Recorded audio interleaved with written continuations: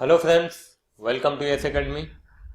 आज हम retirement of partner का सबसे लास्ट टॉपिक देखने जा रहे हैं, जिसका नाम है रिटायरमेंट ड्यूरिंग द ईयर।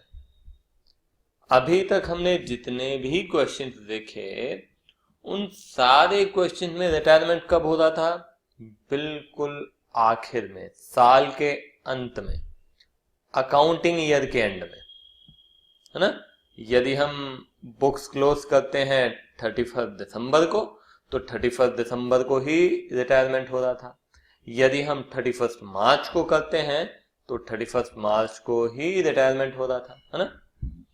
अब हम एक ऐसा क्वेश्चन देखेंगे जिसमें कि पार्टनर जो है साल के दौरान बीच में कभी भी रिटायर हो जाता है। डेथ के केस में अगला जो चैप्टर हम पढ़ेंगे that would be death of partner. तो डेथ के केस में ऑलमोस्ट सारे क्वेश्चन ऐसे ही रहेंगे जिसमें कि जो डेथ है वो at the end of year नहीं होगी, है ना। क्योंकि डेथ के केस में death is something which is not in our control, है ना। पार्टनर्स ये नहीं बोलेंगे उस पार्टनर को जिसकी डेथ हो रही है कि भाई तुम 31 मार्च को ही मरना, क्योंकि फिर हमको अकाउंटिंग करने में आसानी होगी। ऐसा है क्या? नहीं, बिल्कुल नहीं, है ना। तो वो तो कभी भी डेथ हो सकती है, अचानक हो जाती है। मतलब ये तय नहीं है भाई मैं कल मरूंगा, मैं परसों मरूंगा, ऐसा तय नहीं है। तो हम देखेंगे रिटायरमेंट में कि यदि ड्यूरिंग द ईयर हो जाता है तो क्या होगा। देखो, लगभग लगभग चीजें सेम है। रिवॉल्यूशन तो बनाएंगे बनाएंगे। रिवॉल्यूशन आप eight the end of year करें या फिर साल के दौरान बीच में करें, ड्यूरिंग द ईयर करें, कोई फर्क नहीं पड़ता।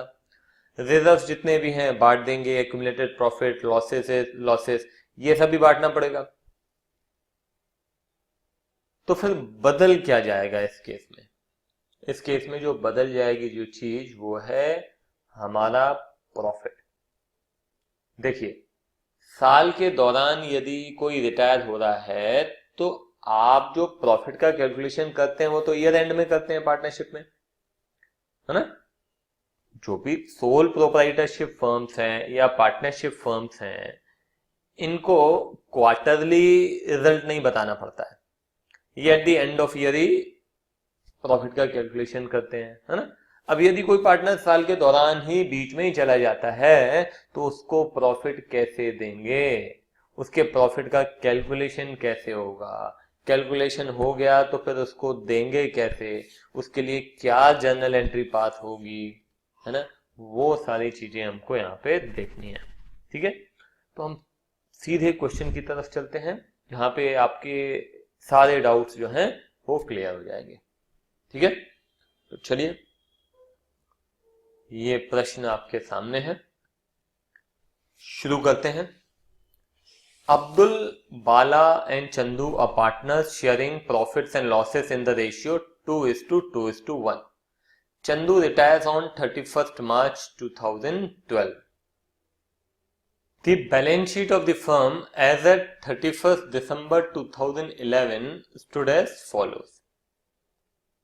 ठीक है, मतलब यहाँ पे एक बात तो समझ में आ रही है कि ये जो फर्म है यहाँ पे बुक्स क्लोज की जाती हैं दिसंबर एंड में, ठीक है। 31 दिसंबर को अपन को बैलेंस शीट दिया हुआ है, तो मतलब ये 31 दिसंबर को बुक्स क्लोज करते हैं।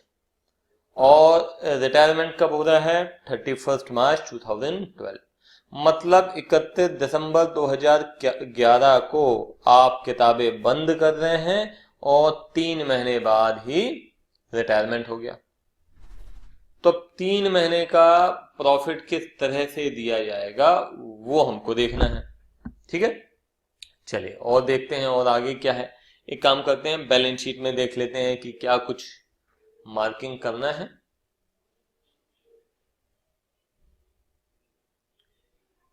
अब्दुल, बाला, चंदू, जनरल रिजर्व, पहले तो ये पार्टनर्स कैपिटल अकाउंट में, general reserve partners capital account में, land, building, investment, stock, debtor, cash in hand, cash in bank, ठीक है। लैंड एंड बिल्डिंग भी वैल्यूड एट 12 लाख, तो लैंड एंड बिल्डिंग बढ़ रहा है, ये रिवैल्यूएशन में क्रेडिट साइड आ जाएगा। Investment to be valued at 1 lakh, बताइए 1,25,000 है और हो रहा है 1 लाख, फायदा कि नुकसान? नुकसान। किधर आएगा रिवैल्यूएशन में? Debit side. स्टॉक भी टेकन एट ₹3 लाख, स्टॉक कितना दिया हुआ है? 2,50,000, बढ़ के हो गया 3 लाख, रिवैल्यूएशन में आएगा क्या? बिल्कुल आएगा। क्रेडिट में कि डेबिट में? क्रेडिट में। ठीक है। Goodwill B valued eight 2 years purchase of average profit of past 5 years, पिछले 5 साल का एवरेज प्रॉफिट लीजिए, ठीक है, फिर इंटू 2 कर दीजिए, जो कि नंबर ऑफ परचेज ईयर है। ठीक है, तो आपको क्या मिल जाएगा? गुडविल। ठीक है, याद है आपको एवरेज प्रॉफिट मेथड से गुडविल कैसे कैलकुलेट करते हैं, ध्यान रखिएगा। ठीक है, अब उसके बाद आगे क्या बोलता है? Chandu share of profit up to date of retirement be calculated on the basis of average profit of preceding 3 years, मतलब पिछले 3 साल ले लो, उसका एवरेज निकालो और उसी के बेसिस पे इन 3 महीने का प्रॉफिट फाइंड करना पड़ेगा। 3 ही महीने हुए हैं ना इसको, इस साल में 3 महीने उसने काम किया है, तो इस 3 महीने का प्रॉफिट देना पड़ेगा। तो 3 महीने का प्रॉफिट कहां से आएगा? पिछले 3 साल का प्रॉफिट उठाओ, एवरेज निकालो और जितना भी एवरेज आता है उसी को हम इस साल का प्रॉफिट मानेंगे। और इस साल का प्रॉफिट माने उसमें से, ये तो पूरे साल का प्रॉफिट माना, मगर हमको उसको कितने महीने का देना है? केवल 3 महीने का देना है, तो 3 महीने का कैलकुलेशन करना पड़ेगा और फिर उसका शेयर निकाल के उसको देना पड़ेगा। Getting my point? चलिए एक बार फिर से बता रहा हूं, ध्यान से सुनिए। ये जो रिटायरिंग पार्टनर है उसको क्या हमें इस पूरे साल का प्रॉफिट देना पड़ेगा? नहीं, हमको कितने समय का प्रॉफिट देना पड़ेगा उसको? 3 महीने का, जनवरी, फरवरी, मार्च। तो क्या 3 महीने का प्रॉफिट हमने कैलकुलेट किया है? बिल्कुल नहीं किया है। तो कहां से देंगे? तो क्वेश्चन बोलता है कि हम प्रॉफिट कैसे कैलकुलेट करेंगे। देखिए लिखा है, Chandu share of profit up to the date of retirement be calculated on the basis of average profit of the preceding 3 years। क्योंकि अब वो तो बोलता है कि भाई मैंने 3 महीने किया, आप मेरे को 3 महीने का प्रॉफिट दे दो एटलीस्ट। तो 3 महीने का प्रॉफिट आएगा कहां से? हमने अकाउंट थोड़ी ना बनाए हैं 3 महीने के। तो किस बेसिस पे कैलकुलेट किया जाएगा? जो हमारा पिछले 3 साल का एवरेज निकल रहा है उसी प्रॉफिट को इस साल का प्रॉफिट मान के, इस साल का प्रॉफिट मान के फिर 3 महीने का कैलकुलेट करेंगे और फिर उसमें उसका जितना भी शेयर बनेगा वो उसको दे दिया जाएगा। ठीक है, अभी कैलकुलेशन करेंगे तो और अच्छे से क्लियर हो जाएगा, यदि समझ में नहीं आया है तो। The profit of the preceding 5 years were as under, तो ये पिछले 5 साल का प्रॉफिट भी दे दिया इन्होंने।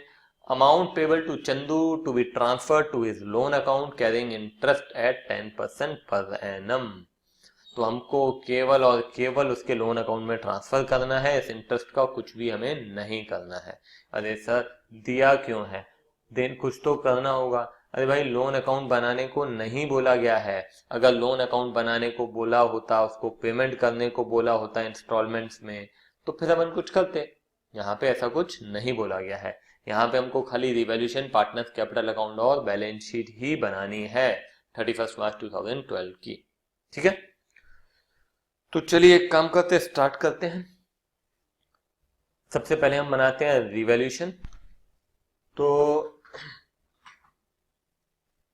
क्या क्या दिया हुआ है रिवैल्यूएशन में? आपको लैंड एंड बिल्डिंग का रिवैल्यूएशन करना है ना? लैंड एंड बिल्डिंग देखिए आप यहाँ पे, लैंड एंड बिल्डिंग 12 लाख रुपए हो गई है जो कि 10 लाख रुपए थी, तो हमने यहाँ पे लिख दिया लैंड एंड बिल्डिंग कितना? 2 लाख रुपए। ठीक है, उसके बाद इन्वेस्टमेंट 1 लाख रुपए हो गया है जो कि 1.25 लाख रुपए था, तो हम यहाँ पे इन्वेस्टमेंट कितना? 25,000। स्टॉक टू बी टेकन है 3 लाख स्टॉक है, 2,50,000 स्टॉक बढ़ गया है हमारा कितना 50,000 रुपए। ठीक है, और कुछ है नहीं आपका रिवॉल्यूशन के अंदर, तो बस अब यहाँ पे हम लिख देते हैं टू। अब आप ध्यान दीजिएगा ये आपकी इनकम है ना, तो टू प्रॉफिट ऑन रिवैल्यूएशन, तो ये हो जाएगा अब्दुल, बाला और चंदू। इनका क्या पीएसआर है देखिए जरा, इनका पीएसआर है 2:2:1। और कितना हमारा प्रॉफिट हो रहा है, हमारा प्रॉफिट हो रहा है 2,25,000। 2,25,000 को चलिए 2,25,000 डिवाइडेड बाय 5 इंटू 2, तो ये आ जाता है 90,000, ये भी 90,000, और इसका देख लेते हैं 45,000। ठीक है, ये आपका तैयार हो गया रीवैल्यूएशन 2,50,000, 2,50,000। ठीक है, ये रिवॉल्यूशन तैयार है। अब हम बढ़ते हैं पार्टनर्स कैपिटल अकाउंट की तरफ। तो पार्टनर्स कैपिटल अकाउंट में सबसे पहले क्या करना है हमको, by balance carried down. By balance carried down में इनके बैलेंसेस लिख लेते हैं। चलिए, इनके बैलेंसेस हैं 6 लाख, 6 लाख और 4 लाख। ठीक है, और जनरल रिजर्व आपको दिखाई दे रहा है, जनरल रिजर्व दिया हुआ है हमारे क्वेश्चन में 4 लाख। तो 4 लाख को चलिए बांटते हैं, डिवाइडेड बाय 5 इंटू 2, तो ये हो जाएगा 1,60,000, 1,60,000 एंड 80,000। ठीक है, और बताइए और क्या है।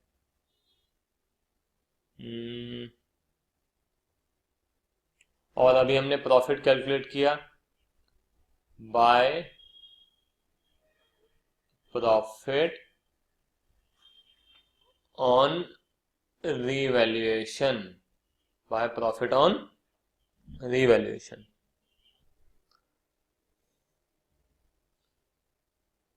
ये है 90,000, 90,000 एंड 45,000। ठीक है, ये भी हो गया।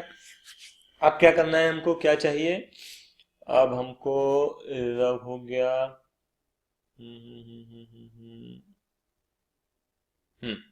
चलिए अब एक काम करते हैं, हम कैलकुलेट कर लेते हैं गुडविल। ठीक है, तो गुडविल का कैलकुलेशन करने के लिए आपको प्रॉफिट्स लगेंगे। ठीक है ना, तो ये टोटल करते हैं। चलिए, average profit is equal to 2 lakh plus 2,35,000, ठीक है, प्लस 3 लाख प्लस 2,75,000 प्लस 3,25,000। ठीक है,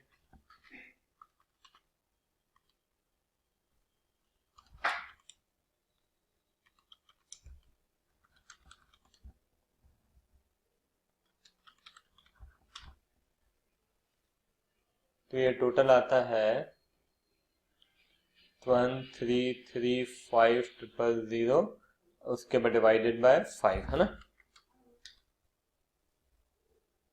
तो आ जाएगा 2,67,000। ठीक है, ये आ गया आपका एवरेज प्रॉफिट। अब हमको चाहिए क्या, goodwill. Goodwill is equal to average profit into number of purchase year. ठीक है, नंबर ऑफ परचेज ईयर, तो 2,67,000 into number of purchase year है 2 इंटू 2, तो ये हो गया 5,34,000, 5,34,000, दैट इज योर गुडविल।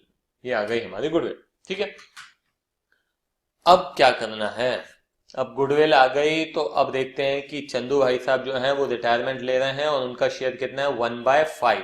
तो 5,34,000 का 1/5, 5,34,000 डिवाइडेड बाय 5, ठीक है, डिवाइडेड बाय 5, तो ये हो जाता है 106,800, ठीक है। ये देना पड़ेगा चंदू को। कौन देगा? अब्दुल और बाला देंगे। किस रेशियो में देंगे? उनके गेनिंग रेशियो में। उनका गेनिंग रेशियो क्या है? उनका गेनिंग रेशियो सीधा सीधा है 2:2, मतलब 1:1।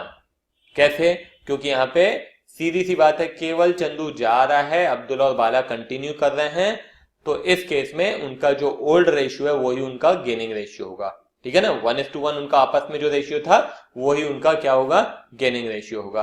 तो इसका आधा कौन बेयर करेगा? अब्दुल, और आधा बाला बेयर करेगा, ठीक है। तो इसको डिवाइडेड बाय 2 कर दो तो हो जाएगा 53,400।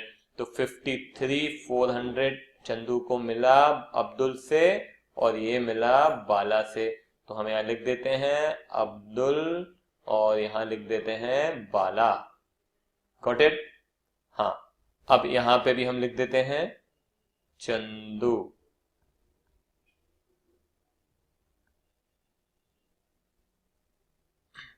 $53,400 और 53,400, ठीक है।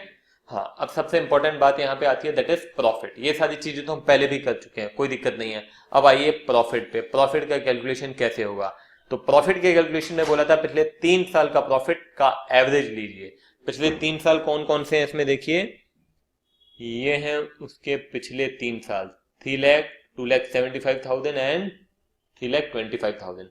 तो इन तीनों का टोटल करेंगे तो आ जाएगा 9 लाख, क्योंकि 275 और 325 होता है 6 और 3 9, तो 9 लाख रुपए हो गया टोटल। टोटल डिवाइडेड बाय 3 तो हो जाएगा 3 लाख रुपए। 3 lakh is the average of past 3 years. तो 3 लाख रुपए ही इस साल का प्रॉफिट माना जाएगा। तो क्या 3 लाख उसको पूरा दे दें? अरे नहीं भाई, 3 लाख कैसे दे सकते हैं? उसको हमें प्रॉफिट देना है केवल 3 महीने का, और 3 लाख रुपए हम मान के चल रहे हैं कि इस साल का हमारा प्रॉफिट रहेगा, तो पूरे साल का प्रॉफिट रहेगा, ठीक है ना। तो हमको 3 महीने का कैलकुलेशन करना पड़ेगा। 3 महीने का कैलकुलेशन कैसे करेंगे? 3 लाख इंटू 3 डिवाइडेड बाय 12, तो कितना आ जाएगा? 3 लाख इंटू 3 डिवाइडेड बाय 12, तो ये हो गया आपका 75,000। 75,000 is the profit of 3 years. तो क्या 75,000 दे दें उसको? अरे नहीं भाई, 75,000 कैसे दे सकते हैं? उसको हमें जो प्रॉफिट देना है वो केवल उसका हिस्सा देना है, पूरी फर्म का थोड़ी ना दे देंगे। 75,000 is the total profit of the firm ना, it is not Chandu's profit. तो आप इसमें उसका शेयर कितना है? 1/5। तो 1/5, 75,000 इंटू 1/5, दैट इज 15,000। तो 15,000 उसको देना पड़ेगा। तो ये 15,000 हमने दे दिया। 15,000 जब देंगे तो यहां पे क्या लिखेंगे? तो यहां पे हम लिखेंगे, ध्यान रखिएगा, इंपॉर्टेंट है, by profit and loss suspense. क्या लिखेंगे? Profit and loss suspense. अब आप बोलेंगे सर ये प्रॉफिट एंड लॉस क्यों नहीं लिख रहे हैं? क्योंकि प्रॉफिट एंड लॉस अभी हमारा बुक्स हमारी क्लोज नहीं हुई है, हमारा कैलकुलेशन हुआ ही नहीं है। ये तो हमें अकाउंट अभी उसका सेटल करने के लिए हमने एक अंदाजे से प्रॉफिट कैलकुलेट किया है, इसीलिए हम इसको यहां पे जो अकाउंट ओपन करते हैं that is profit and loss suspense. और जब eight the end of year जब हम बैलेंस शीट बनाएंगे तो ध्यान रखिएगा ये प्रॉफिट एंड लॉस सस्पेंस उसमें अपीयर होगा। यहां पे स्टूडेंट्स गलती करते हैं। पहली चीज, ये डेथ में भी आने वाला है, ध्यान रखिएगा। डेथ में क्या होता है? डेथ जो है वो सडन होती है, ठीक है, eight the end of year तो होती नहीं है। तो वहां पे अब जो डिसीज्ड पार्टनर है जिसकी डेथ हो गई है उसके एग्जीक्यूटर को हमें पैसे देने पड़ेंगे। और वो पैसे देने के लिए आपको प्रॉफिट का कैलकुलेशन भी करना पड़ेगा। तो प्रॉफिट का कैलकुलेशन जब हम करते हैं तो किस अकाउंट से पैसे देंगे उसको? Profit and loss suspense account से पैसे दिए जाएंगे। ठीक है, तो इसकी एंट्री क्या होगी? जनरल एंट्री क्या होगी? It is very simple. किसको दे रहे हैं? पार्टनर को दे रहे हैं। मान लो कि यहां पे आप दे रहे हैं चंदू को, तो यहां पे एंट्री क्या हो जाएगी? Profit and loss suspense account debit to Chandu capital account. क्या बोला मैंने? Profit and loss suspense account debit to Chandu capital account, यही एंट्री होगी। अब जब आप बैलेंस शीट बनाएंगे वहां पे ये profit and loss suspense appear होगा। क्या बोला? जब हम बैलेंस शीट बनाएंगे तो वहां पे ये अभी जो बैलेंस शीट बनाई जाएगी उसमें ये profit and loss suspense appear होगा। तो कहां पे अपीयर होगा? एसेट साइड में अपीयर होगा या लायबिलिटी साइड में अपीयर होगा, ये कैसे पता चलेगा? एक बात बताइए, अभी मैंने जनरल एंट्री बोली, क्या बोली मैंने? Profit and loss suspense account debit. अगर डेबिट बैलेंस है, अगर डेबिट बैलेंस है तो बैलेंस शीट में किधर आना चाहिए? ऑब्वियस सी बात है, एसेट साइड आना चाहिए। ठीक है, अगर क्रेडिट बैलेंस होता तो किस तरफ आता? लायबिलिटी साइड आता। तो आप बोलेंगे सर क्रेडिट बैलेंस क्यों होगा? होगा ना, यदि लॉस हुआ तो। अगर लॉस होगा तो क्रेडिट बैलेंस होगा। क्यों? क्योंकि फिर वहां पे आप एंट्री क्या पास करेंगे? आप लिखेंगे partners capital account debit to profit and loss suspense account. तो प्रॉफिट एंड लॉस सस्पेंस को यदि हमने क्रेडिट किया, प्रॉफिट एंड लॉस सस्पेंस को यदि हमने क्रेडिट किया तो ऑब्वियस सी बात है कि वो बैलेंस शीट में किस तरफ आएगा? लायबिलिटी साइड आएगा। Is it clear? समझ में आई बात? तो अभी हम देखते हैं कि अभी क्या करना है। ये 15,000 हो गया, ठीक है। अब इसके बाद मेरे ख्याल से सारी चीजें हो गई हैं, है ना। अब अपन बैलेंसिंग कर लेते हैं, देख लेते हैं।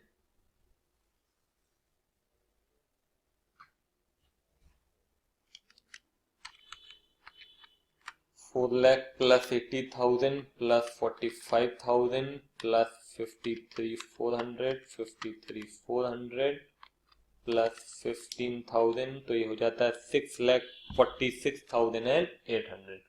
तो हम यहां लिखेंगे टू चंदूस लोन अकाउंट 6,46,800।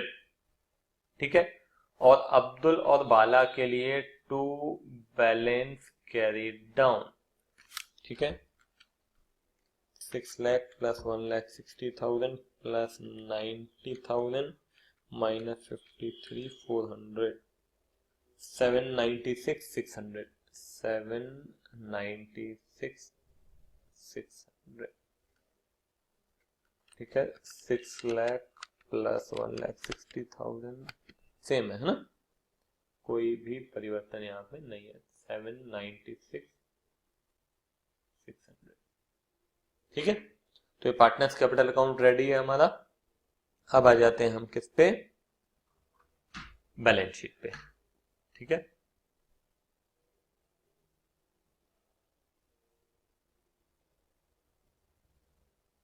तो बैलेंस शीट में सबसे पहले आप एक काम करो, कैपिटल अकाउंट लिख देते हैं हम, कैपिटल अकाउंट्स।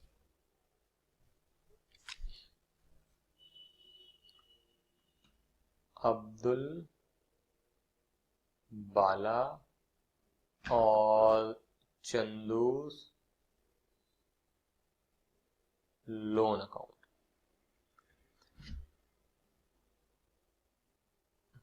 796,600। ठीक है, 796,600। ठीक है, लोन अकाउंट में कितना होगा? 646,800। 46,800, ठीक है। 796,600 into 2, ये हो जाएगा 15,93,200, ये भी हो गया। अब देखिए कि बैलेंस शीट में और क्या क्या था। तो दिखाई दे रहा है लैंड एंड बिल्डिंग, जिसमें कि रिवैल्यूएशन हुआ था, अब वो हो गई है 12 लाख रुपए की, ठीक है। उसके बाद इन्वेस्टमेंट की कीमत बढ़ी थी कम हुई थी? कम हुई थी। कितनी हो गई थी? 1 लाख, तो 1 लाख हमने लिख दिया। उसके बाद स्टॉक की कीमत बढ़ के हो गई कितनी? 3 लाख रुपए, ठीक है। उसके बाद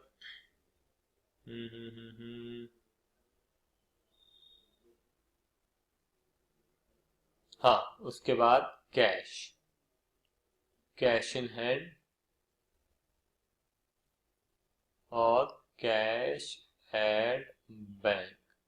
अब ये बताइए कि कहीं से कोई पैसे आए या गए? कहीं से कोई पैसे आए या गए नहीं है, तो कैश इन हैंड था हमारा 1 लाख रुपए और कैश एट बैंक था 2,25,000 रुपए, ठीक है। और इसके अलावा, हाँ, इसके अलावा एक चीज ध्यान रखिएगा, प्रॉफिट एंड लॉस सस्पेंस। फिर से ध्यान रखिएगा, डेबिट में क्यों लिखा, जर्नल एंट्री ध्यान रखिए, profit and loss suspense to partner capital account, ठीक है। तो प्रॉफिट एंड लॉस सस्पेंस आ जाएगा आपका डेबिट में, कितना आया था? 15,000 आया था, ठीक है। और कुछ बचता है क्या? पुरानी बैलेंस शीट में देखिए क्रेडिटर्स दिखाई दे रहा है। क्रेडिटर्स कितना दिखाई दे रहा है? 1 लाख, ठीक है। तो चलिए टोटल करते हैं, 12 लाख प्लस 1 लाख,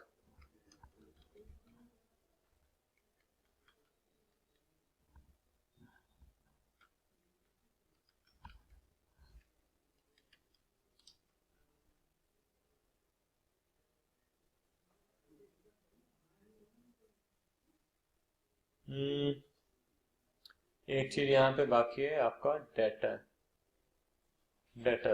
देखो कितना है? 4 लाख,